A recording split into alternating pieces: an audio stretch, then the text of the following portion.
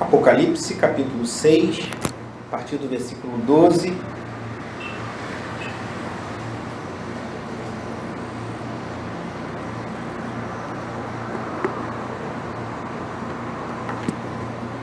Diz assim a santa palavra do nosso Deus. Observei quando ele abriu o sexto selo. Houve um grande terremoto. O sol ficou escuro como tecido de crina negra. Toda a lua tornou-se vermelha como sangue. E as estrelas do céu caíram sobre a terra como figos verdes caem da figueira, quando sacudidos por um vento forte. O céu se recolheu como se enrola um pergaminho, e todas as montanhas e ilhas foram removidas de seus lugares. Então, os reis da terra, os príncipes, os generais, os ricos, os poderosos, todos, escravos e livres, se esconderam em cavernas entre as rochas das montanhas. Eles gritavam às montanhas e às rochas: caiam sobre nós e escondam-nos da face daquele que está sentado no trono e da ira do Cordeiro. Pois chegou o grande dia da ira deles. Quem poderá suportar? Leia comigo novamente em voz alta, você que está aqui presente, somente o versículo 17. Pois chegou o grande dia da ira deles, e quem poderá suportar? Feche seus olhos, vamos orar mais uma vez. Deus amado e bendito, o grande temor e tremor, Deus, eu me coloco diante do Senhor aqui, mas também com grande alegria, Senhor, como eu, quando preparava essa mensagem, meu coração se encheu da Tua alegria, pois a Tua palavra é maravilhosa. Tua palavra enche o nosso coração de esperança, de paz, de certezas, de que vale a pena vivermos uma vida diferente daqueles que vivem nesse mundo para glorificar o Teu nome. Senhor, abençoa-nos nesse dia, fala aos corações, Deus, daquele que me ouve aqui na igreja, daquele que ouve essa transmissão, de alguém que ouve essa gravação, pois a Tua palavra tem poder, Senhor. A minha palavra não tem poder, mas a Tua palavra tem todo o poder. Então fala aos corações, pois é o Teu povo aqui presente, como cantamos, que Cristo se faz presente aqui. Te agradecemos em nome de Jesus. Amém, graças a Deus. Os irmãos aqui presentes podem sentar. Como os irmãos devem ter percebido, somente aqueles mais atentos, eu iniciei essa mensagem com o final da anterior. Esse é o final do capítulo 6 de Apocalipse, em que relata o início da abertura dos 7 selos. O Cordeiro de Deus, que foi morto, Jesus Cristo, nosso Senhor, adentrou os céus depois de ter ressuscitado e ter permanecido aqui por algum tempo. Ele subiu aos céus e agora ele chega diante do trono de Deus Pai, e há um livro escrito por dentro e por fora, com 7 selos, e esse livro é entregue a Jesus Cristo, o Cordeiro de Deus, que tira o pecado do mundo, e ele começa a abrir os selos. E como vimos semana passada, os 4 primeiros selos falam de 4 cavalos e 4 cavaleiros, e há muitas interpretações possíveis.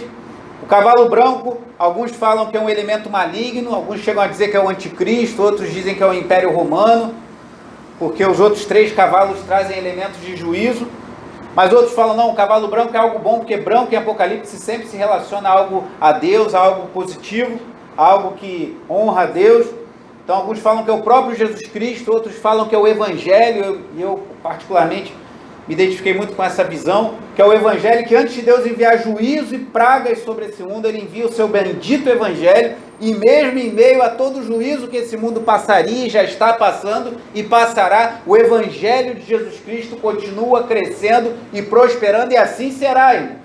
Amém? E aí veio o cavalo vermelho, as guerras, homens se matando. Vem o cavalo preto, a escassez, a necessidade. O cavalo amarelo ou verde claro, um verde meio, uma cor que alguns chamam de baio, que é, como eu falei, a cor dos cadáveres, a morte. Então Deus envia juízo, guerras. E guerras, irmãos, eu pensava esses dias, até por um motivo muito prático. Eu moro perto de uma das comunidades mais violentas do Rio de Janeiro. E às vezes estou na cozinha preparando alguma coisa para comer, eu lavando uma louça e escuto uma rajada de metralhadora. Ontem eu ouvi, e gera uma angústia, que eu falei, meu Deus, por que saiu esse tiro, né? Porque quando tem um tiroteio, você entende, está tendo um tiroteio, está tendo invasão da polícia, guerra de traficantes, guerra tráfico contra a milícia, mas do nada se escuta uma rajada, violenta, e uma arma muito pesada, que a gente começa a ficar até especialista, né? Não, isso aqui, caramba, isso aí foi uma .30, né? Misericórdia, mas que dá morar no Rio de Janeiro. E aí, eu falei, aí na hora me veio aquele pensamento, meu Deus, pode ser que ali alguém esteja sendo fuzilado agora pelo Tribunal do Tráfico, né? Não sei, eu estou aqui, o pessoal está lá, e às vezes a morte está muito próxima a nós, mesmo. Você que mora no Rio de Janeiro, a gente convive com isso, infelizmente, não podemos nos acostumar, precisamos orar pela nossa cidade. Então, guerra, não entenda só as guerras que acontecem entre países, mas vivemos guerras intensas dentro da nossa cidade do Rio de Janeiro. A escassez, crises econômicas e a morte. Esse ano está morrendo tanta gente, comentava isso com o Marquinhos no sepultamento. Meu Deus, como a gente está perdendo pessoas. Agora a irmã Olga perdeu seu esposo, o pastor Alessandro perdeu sua irmã, a irmã Ana perdeu seu esposo, Diácono Valmir, o Márcio, esposo da Simone, que até atende aqui a psicóloga durante a semana. Tantas pessoas e tantos outros poderíamos dizer. O juízo de Deus já tem se manifestado sobre a terra. O quinto selo que vimos semana passada mostra os mártires, aqueles do povo de Deus que foram mortos por causa do seu testemunho de Jesus, estão no céu, na presença de Deus, recebem vestes brancas de repouso, estão diante de Deus. Senhor, até quando o Senhor vai permitir? Deus, calma, ainda tem mais alguns para se unirem a vocês. E chegamos ao sexto selo, que é um reflexo do fim do mundo, que é esse que lemos aqui. E é algo tão violento, algo tão duro, irmãos, que os homens, como lemos aqui no versículo 16, eles gritam às montanhas e às rochas, caiam sobre nós e esconda-nos da face daquele que está sentado diante do trono e da ira do Cordeiro. O Jesus Salvador, o Jesus que veio com palavras de correção também, mas com palavras de amor, que como um cordeiro foi imolado, foi cravado numa cruz, que se entregou como ovelha muda. Agora ele virá com grande poder e glória, e eles não verão mais um cordeiro que foi morto, mas verão Cristo Jesus vindo com grande poder, e aqueles que rejeitarem a Cristo enfrentarão a ira do cordeiro. E é algo tão violento, irmãos, que eles pedem a morte. A pessoa está tão desesperada que ela prefere a morte a ter que enfrentar a ira do cordeiro, só que a morte não o livrará da ira do Cordeiro de Deus. E aí o versículo 17 diz assim: chegou o grande dia, quem poderá suportar? Agora avance comigo para o capítulo 8. Capítulo 8, versículos 1 e 2 diz assim, quando ele abriu o sétimo selo, houve silêncio nos céus cerca de meia hora. Viu os 7 anjos que se acham em pé diante de Deus, e a eles foram dadas 7 trombetas. O sétimo selo, que é algo característico do Apocalipse, não é uma literatura cronológica, nem que a gente vai... o sétimo selo, na verdade, é o início, a abertura que aponta para as 7 trombetas que são vistas nos capítulos 8 e 9. E alguns estudiosos dizem que houve um silêncio de cerca de meia hora, não é que Deus ficou contando no relógio meia hora no céu, mas é para a gente ter uma ideia de um tempo grande de silêncio. Imagina a gente ficar em silêncio meia hora. A gente que é pentecostal, a gente vai ficar louco, né, irmão? Porque a gente não gosta de ficar muito tempo em silêncio, vai dar um glória a Deus, um aleluia. Imagina meia hora de silêncio. É para dar a impressão de um silêncio extenso. Alguns dizem que isso se deu devido à gravidade do juízo de Deus que viria a partir do toque das 7 trombetas. Mas eu queria chamar a atenção nessa manhã para algo, irmãos. Porque se você observou, eu li o final do capítulo 6 e li o início do capítulo 8. Mas há um interlúdio, há um intervalo, há algo que acontece entre o 6º e o 7º selo da abertura do Cordeiro, que está registrado no capítulo 7. O capítulo 7 traz 2 visões dadas a João apóstolo. A visão dos 144.000 e a visão da grande multidão com vestes brancas.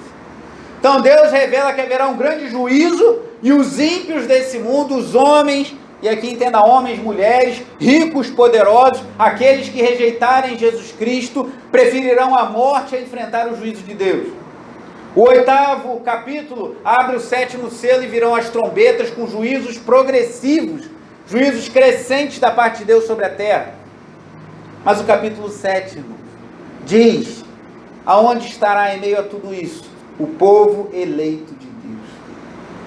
Se há terror para o ímpio, se há uma expectativa de morte, se há uma expectativa de sofrimento, de angústia, uma expectativa infernal para aqueles que rejeitam o nosso bendito Senhor e Salvador, Jesus Cristo, há uma expectativa de paz, de livramento, de graça para aqueles que fazem parte do povo de Deus.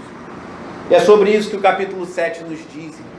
Duas visões que tratam do cuidado de Deus com aqueles que fazem parte do seu povo, em meio ao juízo de Deus sobre toda a terra. Capítulo 7. Olha o que diz aqui o início. Depois disso o quê? Depois do sexto selo, o juízo final, o juízo determinante de Deus derramado sobre toda a terra, os homens desesperados por conta da ira de Cristo, capítulo 7, diz assim, versículos 1 e 2, depois disso vi 4 anjos em pé nos 4 cantos da terra, preste atenção nisso, retendo os 4 ventos. Você que está aqui, repita comigo essa frase, por favor. Retendo os 4 ventos. Continue. Para impedir que qualquer vento soprasse na terra, no mar ou em qualquer árvore. Só até aí, deixe-me continuar. Então vi outro anjo subindo do oriente, tendo o selo do Deus vivo. Ele bradou em alta voz aos 4 anjos e a quem havia sido dado o poder para danificar a terra e o mar. Esse anjo poderoso com o selo de Deus diz assim, versículo 3: não danifiquem nem a terra, nem o mar, nem as árvores, até que selemos as testas dos servos do nosso Deus. Sabe o que está acontecendo aqui, irmãos? Os 4 cantos da terra, não quer dizer que a terra é quadrada, mas lembre-se que Apocalipse é um livro extremamente simbólico, cheio de figuras. Alguns têm uma leitura um pouco mais literal, eu respeito quem tem assim, mas eu entendo que a gente precisa ler a Bíblia como ela se apresenta a nós, né? Nos Salmos, nos livros de poesia. Por exemplo, quando provavelmente Salomão, que escreveu o Cântico dos Cânticos, chama a sua noiva de gazela do campo, ele não está chamando a sua esposa, está falando que a sua esposa é uma gazela, um animal. É uma forma que naquela época era carinhosa. Mas você é um homem, né? Vamos tratar isso no nosso culto de homem. Não chame a sua esposa de gazela do campo. Marquinhos, a Pri trabalhou a noite toda, não faça isso. Você pode ter problema. Então, mas naquela época era uma forma carinhosa. Então, uma figura de linguagem. Eu entendo que o Apocalipse está repleto de figuras. Mas representa norte, sul, leste, oeste. Então, Deus colocou anjos poderosos nos 4 cantos da terra, representando toda a terra, para reter os ventos. E a gente vai ver depois, se Deus permitir, no capítulo 8, que as trombetas trazem juízo de Deus sobre o mar, sobre a terra, sobre as florestas. Mas Deus fala, peraí, segura um pouco. Não deixe o vento vir, o juízo vir sobre a terra, até que selemos as testas dos servos do nosso Deus.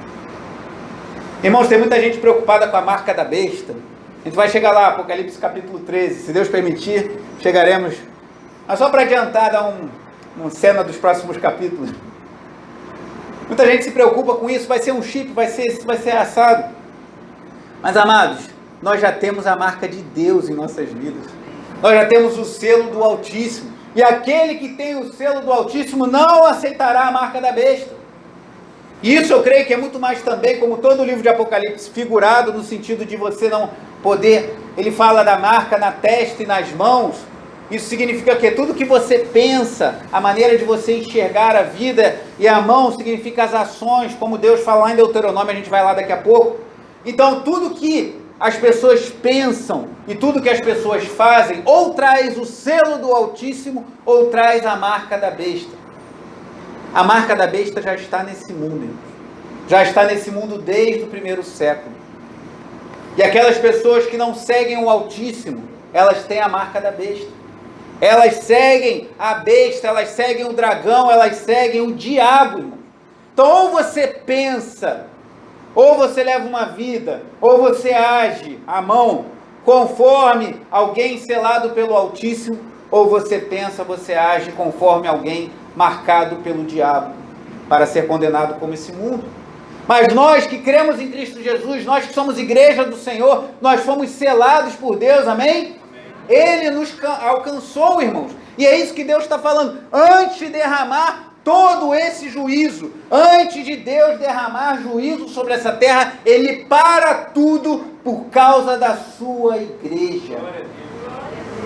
Irmãos, a igreja de Deus é o que há de mais importante nessa terra. A igreja de Deus é a menina dos olhos de Deus, é a noiva do Cordeiro. Então eu e você somos privilegiados, pois nós fomos enxertados na videira verdadeira, nós fomos trazidos para o reino de Deus, nós fazemos parte da igreja de Jesus Cristo, coluna e baluarte da verdade, e Deus nos chamou a isso, e nos trouxe para a instituição. Entenda instituição aqui, não a Igreja Cristã Nova Vida do Anil, Igreja Cristã Nova Vida como denominação, mas a igreja de Jesus Cristo espalhada por essa terra. Deus nos colocou na instituição, e aí eu digo como igreja de Cristo, que é a menina dos olhos de Deus. Deus retém o juízo para que todos os seus sejam selados. Mas o que é esse selo na testa?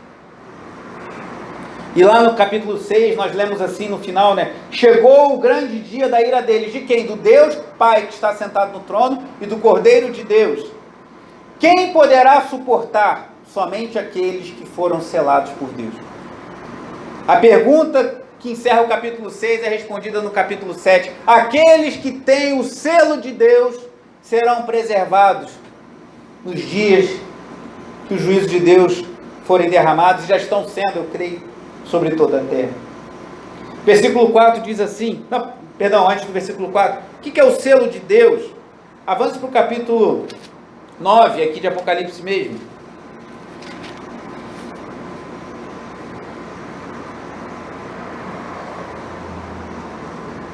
Versículo 3. O toque da quinta trombeta. Olha o que diz 9:3 de Apocalipse. Da fumaça saíram gafanhotos, que vieram sobre a terra. E lhe foi dado poder como dos escorpiões da terra. Eles receberam ordens para não causar dano nem à relva da terra, nem a qualquer planta ou árvore, mas apenas aqueles que não tinham o selo de Deus na testa. Não lhes foi dado poder para matá-los, mas sim para causar-lhes tormento durante 5 meses. A agonia que eles sofreram era como a de picada do escorpião. Naqueles dias os homens procurarão a morte, mas não a encontrarão. Desejarão morrer, mas a morte fugirá deles. De novo, uma imagem parecida com o capítulo 6. Uma picada de escorpião. Nunca fui picado, espero nunca ser, irmão. Mas diz que dói muito. Agora olha a imagem. Uma picada de escorpião doendo por 5 meses, por um tempo estendido. Esses homens pedirão a morte, mas o que Deus fala? Não toque naqueles que têm o selo de Deus na testa. Há uma distinção, irmãos. Há uma distinção entre aqueles que são consagrados a Deus e aqueles que vivem para o príncipe desse mundo, Satanás. Aqui no capítulo 14, ainda de Apocalipse, versículo 1.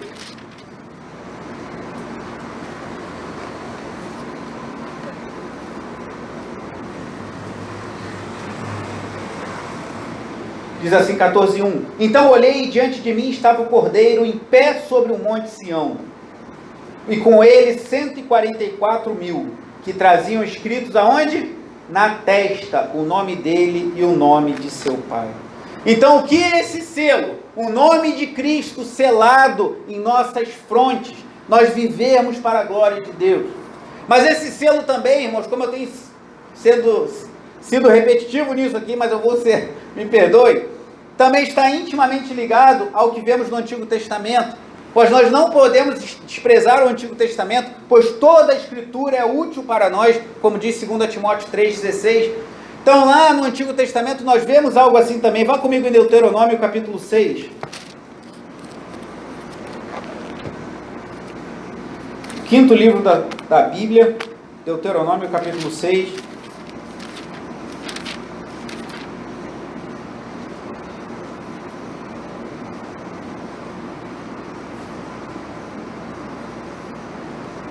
Diz assim a partir do versículo 6, perdão.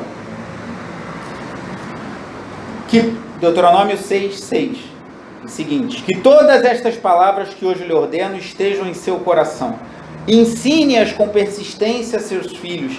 Converse sobre elas quando estiver sentado em casa, quando estiver andando pelo caminho, quando se deitar e quando se levantar. Amarre-as como um sinal nos braços e prenda-as na testa. Escreva-as nos batentes das portas de suas casas e em seus portões. Aqui já lá na Torá, lá no Antigo Testamento, Deus já orienta seu povo a trazer a sua palavra em suas mãos, ou seja, em tudo que nós fizermos, e na sua testa, entre os seus olhos, ou seja, em tudo que pensarmos, devemos ser guiados pela palavra de Deus. Então o selo de Deus é daqueles que recebem o nome do Cordeiro e que são guiados em seus pensamentos e ações pela palavra de Deus. E mais uma citação, irmãos, lá em Ezequiel, livro do profeta Ezequiel, avança aí na sua Bíblia, Isaías, Jeremias, Lamentações, Ezequiel capítulo 9. Esse texto de Ezequiel é muito semelhante ao que vemos lá em Apocalipse 7.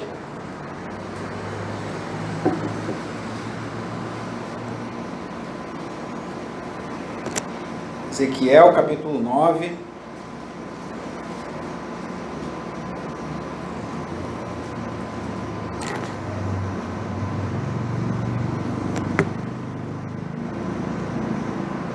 Versículo 3. Olha o que diz Ezequiel 9, do 3 ao 6. E a glória do Deus de Israel levantou-se de cima do querubim, onde havia estado, e se moveu para a entrada do templo. E o Senhor chamou o homem vestido de linho, que tinha o estojo escrevente à cintura, e lhe disse: percorra a cidade de Jerusalém, e ponha o quê? Um sinal, e aonde? Na testa daqueles que suspiram e gemem por causa de todas as práticas repugnantes que são feitas nela. Enquanto eu escutava, ele disse aos outros: sigam-no por toda a cidade e matem sem piedade ou compaixão velhos, rapazes e moças, mulheres e crianças. Mas, o que está escrito aí? Não toquem em ninguém que tenha o sinal, começando pelo meu santuário. Só até aí. Não toquem em ninguém que tenha o sinal.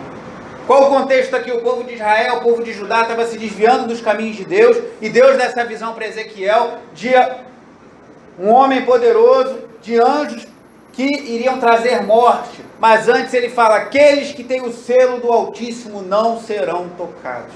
Louvado seja Deus, irmãos.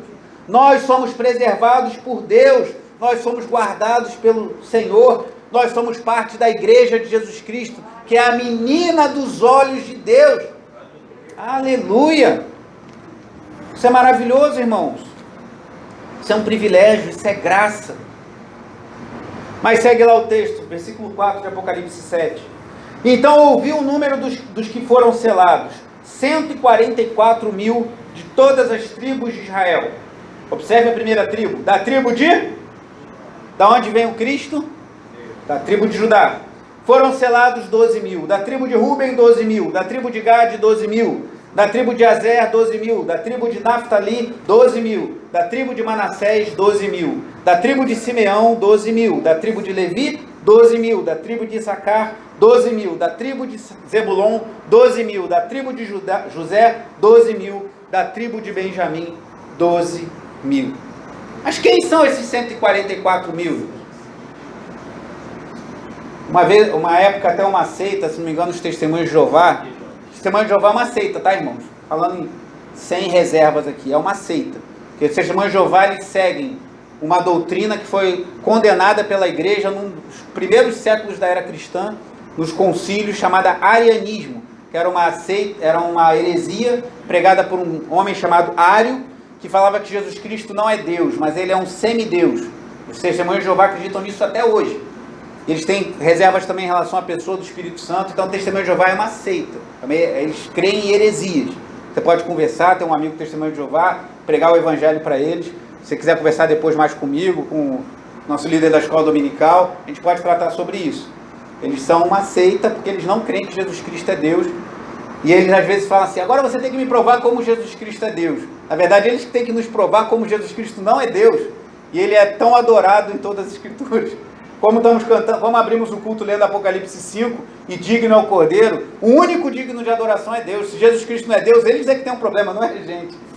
Ah, mas a Trindade não está escrito na Bíblia. Não está mesmo. Mas foi uma forma que a igreja encontrou de tentar explicar até onde é possível a nós entendermos a pessoa de Deus. Mas isso não invalida que Jesus Cristo e o Espírito Santo também é Deus. Pai é Deus, Filho é Deus, o Espírito Santo é Deus. 3 pessoas, um só Deus, iguais, sem hierarquia, sem concorrência, da mesma substância. A igreja debateu isso por 5 séculos e até hoje essas heresias ainda voltam para nos assolar. Não creia nisso.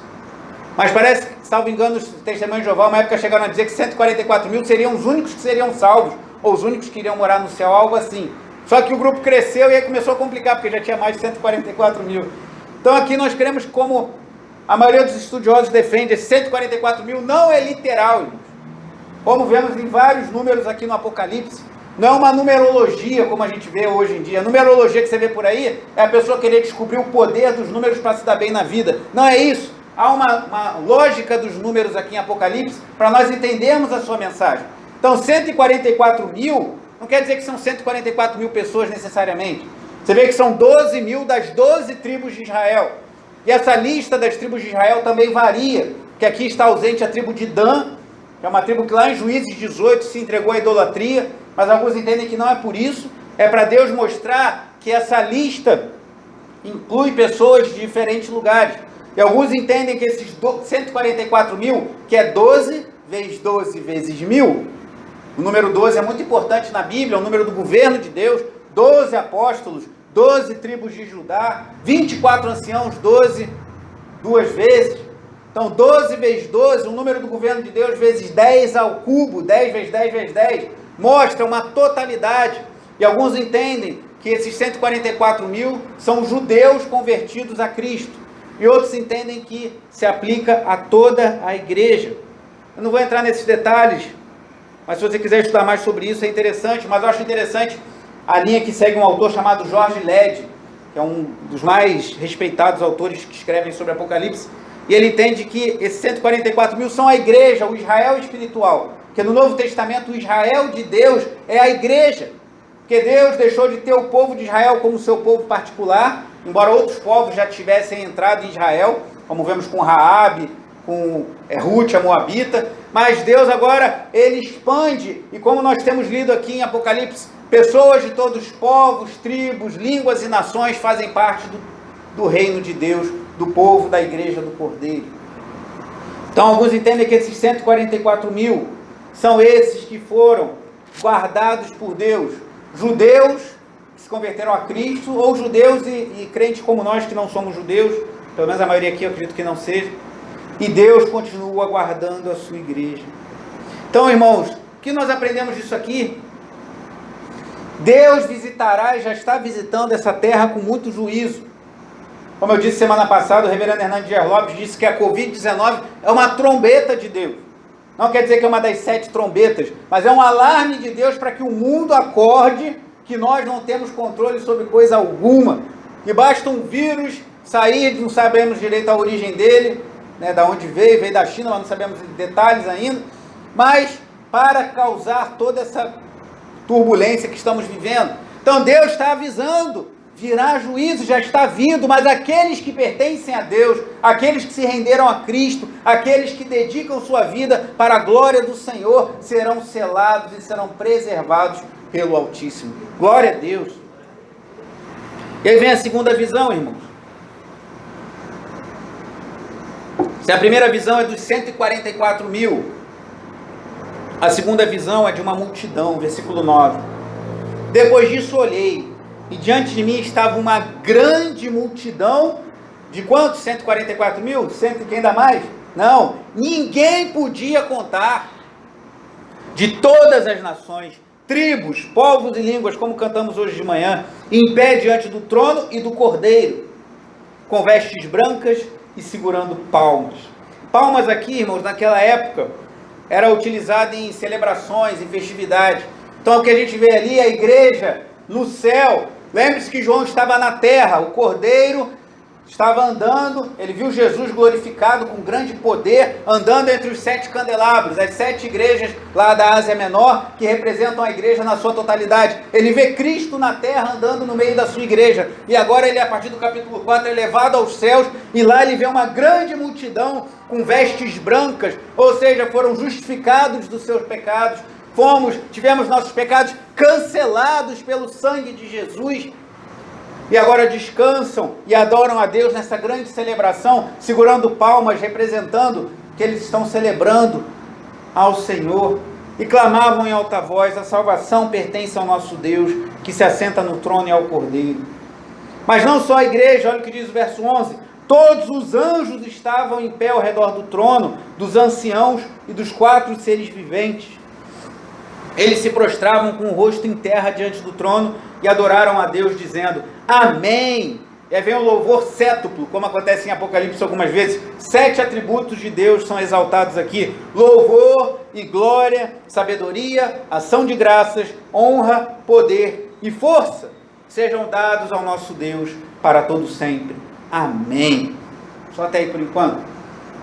Então o que vemos aqui, já vimos que uma da interpretação dos anciãos, são 24, que seriam a igreja do Antigo, o povo de Deus no Antigo Testamento, 12 tribos de Israel, e o povo de Deus no Novo Testamento, representado pelos 12 apóstolos. Os seres viventes possivelmente apontam para toda a criação. Alguns entendem que os seres viventes são anjos também, porque eles recebem ordens de Deus, e até alguns entendem que os próprios anciãos seriam anjos.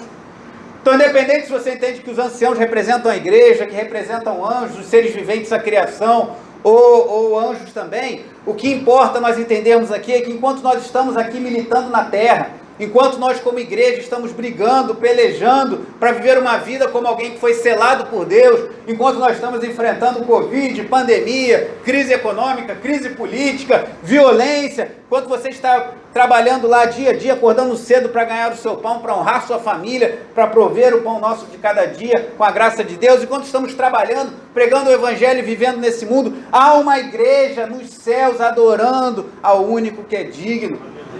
Os anjos adoram ao Senhor. Um dia toda a criação adorará ao Senhor, ao único que é digno de ser louvado. E nós temos o privilégio de sermos chamados a fazer parte desse grande coral, para a glória de Deus. Mas aí chega o versículo 13 e diz assim, ó: então um dos anciãos me perguntou: quem são estes que estão vestidos de branco e de onde vieram? Respondi: Senhor, tu sabes. É engraçado essa resposta, né? Tipo João assim: eu não sei de nada, o Senhor que sabe. E tem muito crente hoje em dia que lê meia dúzia de capítulos da Bíblia e já acha que sabe muito, né? O apóstolo João, que foi discipulado pelo próprio Cristo, preso, passando tormentas lá na ilha de Patmos, vira para o cara e fala para o ancião e fala: eu não sei de nada, tu sabes. Precisamos ter humildade, irmãos. Continua assim o versículo 14. E ele disse: estes são os que vieram da grande tribulação, que lavaram as suas vestes e as alvejaram no sangue do Cordeiro. Só até aí por enquanto. Irmãos, eu não vou falar muito, porque isso aqui eu já até comentei com o irmão Paulo, talvez a gente precise abrir algumas aulas de escola dominical sobre escatologia, que isso aqui já abre para muitas coisas. Mas a grande tribulação, existem também diferentes entendimentos acerca do que seria essa grande tribulação. O entendimento mais corrente hoje em dia, com o qual eu não concordo, é que haverá um arrebatamento secreto. Isso é uma doutrina recente, tem aproximadamente 200 anos, e a igreja tem 2000 anos.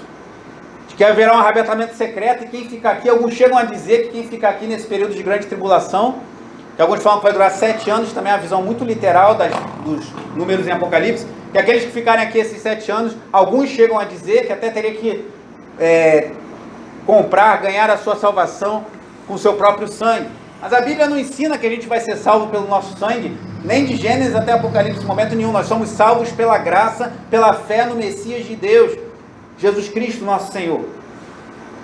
Mas, como eu disse, eu respeito quem pensa diferente. Mas alguns entendem que a grande tribulação será um período logo próximo ao fim. E outros já entendem, eu acho coerente, que a igreja passará por tribulação da primeira vinda de Jesus até o último dia, irmãos. E a igreja tem passado. Essa igreja para quem João escreveu, e alguns dizem que ele escreveu dessa forma, usando figuras até para que o império não entendesse a sua mensagem, codificando para que a igreja entendesse. Essa igreja passava por muita tribulação, irmãos. Essa igreja teve irmãos crucificados, irmãos queimados vivos, irmãos entregues às feras. E saiba de uma coisa, o século XX, o século passado, foi o século em que mais cristãos foram perseguidos e mortos pela fé em Cristo. Toda vez que você pensar, isso ficou lá no primeiro século. Não! Hoje está pior. Na Coreia do Norte, irmãos, quem esteve lá na freguesia, o Diácono Alain esteve, alguns jovens também, Tuane também, né? Naquela irmã, acho que o Mateus foi também.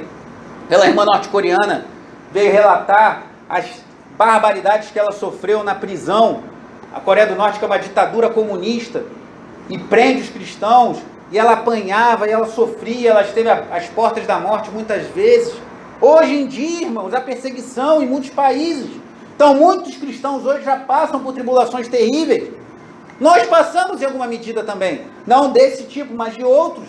Você é forçado, você é pressionado pelo mundo a se conformar a esse mundo, você é pressionado pelo jeitinho brasileiro, você é pressionado a subornar alguém.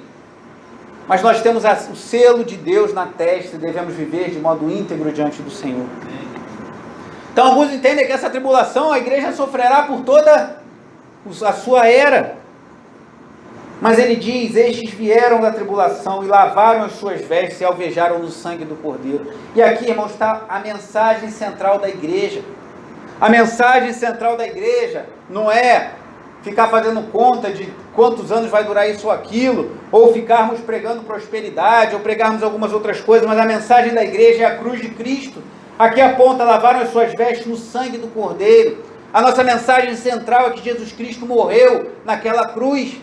Ele não tinha pecado, mas ele morreu para que eu que sou pecador, você que é pecador, pudéssemos ter o perdão de Deus e sermos reconciliados com o Pai. Então independente dessa grande tribulação, embora a Bíblia indique que no final haverá dias terríveis, próximo à vinda de Jesus, tudo indica que as coisas ficarão mais difíceis ainda do que já são hoje. Mas muitos cristãos já passam e passaram por tribulações terríveis. Mas nós que lavamos as nossas vestes e alvejamos, deixamos elas brancas, não no nosso sangue, não nas nossas obras, mas no sangue do Cordeiro de Deus que tira o pecado do mundo. Olha o que diz o versículo 15. Eles estão diante do trono de Deus e o servem dia e noite em seu santuário. E aquele que está assentado no trono estenderá sobre eles o seu tabernáculo. Tabernáculo, irmãos, é uma palavra que era usada no Antigo Testamento. O tabernáculo de Moisés no deserto, o tabernáculo de Davi. Isso aqui é muito significativo, parece um detalhe. Mas o propósito de Deus, irmãos, é ter comunhão conosco. Deus não nos salvou para nós sermos mais um número nas contas de Deus. Para nós contar lá e completar os 144 mil. Até porque eu creio que isso não é um número que a gente deve levar assim a ferro e fogo. Deus nos salvou para ter comunhão com Ele, irmãos.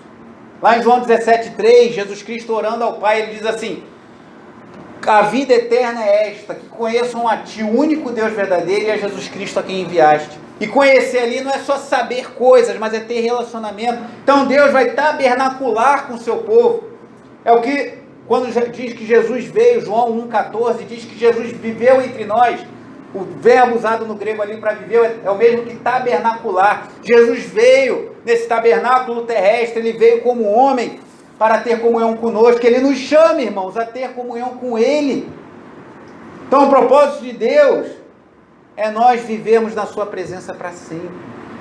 Eu e você pecadores, eu e você falhos, eu e você que buscamos viver em santidade, mas às vezes falamos alguma coisa que não devemos, pensamos algo que não agrada a Deus, nós mesmo assim fomos comprados por Deus. Jesus derramou o seu sangue por nós e Ele nos chama para ter comunhão com Ele. Que graça maravilhosa. E aí os versículos 16 e 17 concluem de forma maravilhosa. Nunca mais terão fome, nunca mais terão sede, não os afligirá o sol, nem qualquer calor abrasador. Pois o Cordeiro que está no centro do trono será o seu pastor, e ele os guiará às fontes de água viva, e Deus enxugará dos seus olhos toda lágrima. Essa é a promessa, irmãos. Deus para o seu relato do juízo no 6º selo, capítulo 6, final.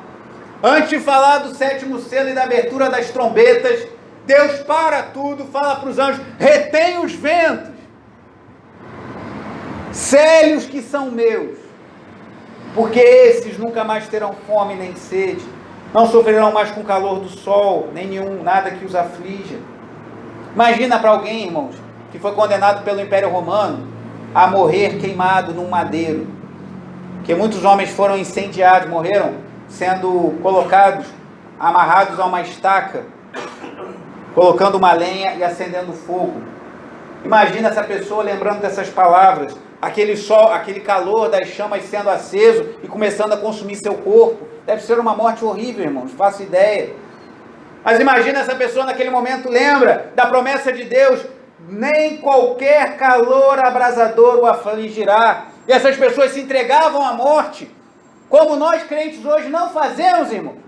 Nós rejeitamos o Cordeiro de Deus, rejeitamos a Cristo por sofrimentos tão pequenos, igreja fraca que somos, igreja ímpia. E aqueles homens se entregavam ao fogo, eram consumidos pelas chamas, mas porque em seu coração e sua mente tinha: não afligirá qualquer calor abrasador. Eles sabiam: dessas chamas, dessas cinzas, eu irei para a glória dos céus e não sofrerei mais dores, nem fome, nem sede. Cadê a esperança da igreja na glória de Deus? Que o nosso pastor, irmão, devemos ter pastores, a Bíblia orienta nesse sentido, mas não deveremos ter muletas, irmão. Devemos ter pastores que vão nos orientar na palavra de Deus, mas devemos ser pessoas que conhecem a Deus, que servem a Deus, conhecem a palavra de Deus e vivem para a glória de Deus, porque o nosso pastor é Cristo Jesus, o Cordeiro de Deus. Ele é que nos guia às fontes de água viva, e Ele, Deus, enxugará dos nossos olhos toda lágrima. Vamos participar da ceia, irmãos.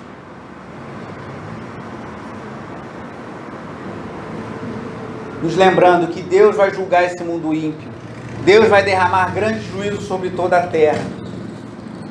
Mas Ele faz um intervalo, Ele para mostrar o seu cuidado com aqueles que são seus.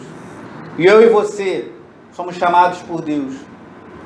Fomos selados por Deus. Alguns entendem que esse selo é o próprio Espírito Santo, pois nós entendemos que todo aquele que é um cristão verdadeiro tem o Espírito Santo. Podemos buscar sermos cheios do Espírito Santo, mas se nós cremos verdadeiramente em Jesus, confessamos nossos pecados, nos arrependemos, temos o Espírito Santo habitando em nós, nós somos preservados por Deus. Podemos passar pela tribulação. Deus não poupará a igreja da tribulação. Eu creio que nem da grande tribulação, mas Deus nos poupará na tribulação. E enxugará dos nossos olhos toda lágrima.